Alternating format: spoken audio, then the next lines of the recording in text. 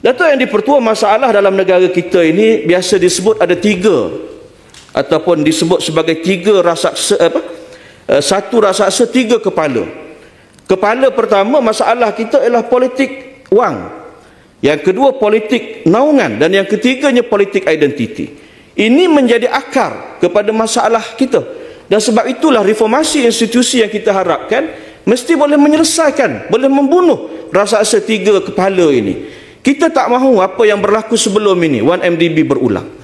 Watak boleh berubah, tetapi dengan sistem yang sedia ada, mungkin watak yang berbeza, dengan nama yang berbeza, tetapi skandal yang sama mungkin akan terus berlaku. Apa yang rakyat mahu tahu, mereka mahu dengan undi yang mereka beri dalam dua pilihan raya yang terakhir ini, mereka mahu bahawa skandal-skandal yang kita dengar dalam tempoh 6-7 tahun kebelakangan itu dapat kita noktahkan. Itu maksud ataupun semangat sebenar reformasi institusi yang harus menjadi kita punya dasar kita dalam merencana reformasi institusi yang kita sebutkan ini. Datuk Yang Pertua, boleh saya mencelah? Silakan.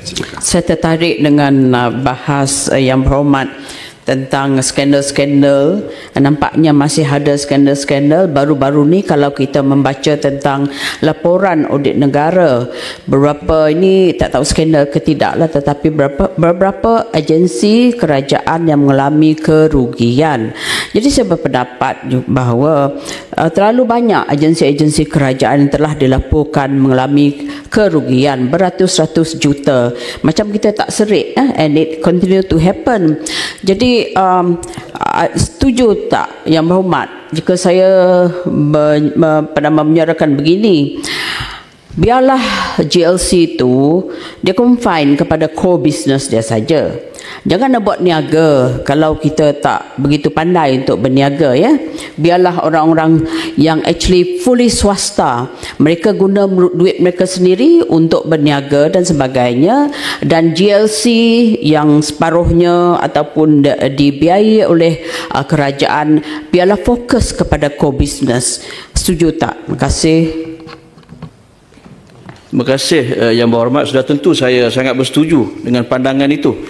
Dan sebagaimana yang saya sebutkan tadi, oleh kerana latar politik kita ini terlalu dekat ataupun berakar dengan politik wang dan politik naungan, sebab itu kita boleh melihat skandal-skandal ini akan terus berlaku, pendedahan-pendedahan akan terus berlaku. Kerana politik kita memerlukan kos yang tinggi, memerlukan jutaan ringgit, walaupun dalam penyata pilihan raya dilimitkan calon parlimen hanya saya ingat 200,000 saja. Tetapi kalau kita tengok dalam kempen pilihan raya kita, lebih daripada saya ingat 5,5 juta calon. Jadi itu kontradik dengan semangat perlembagaan yang sedia ada.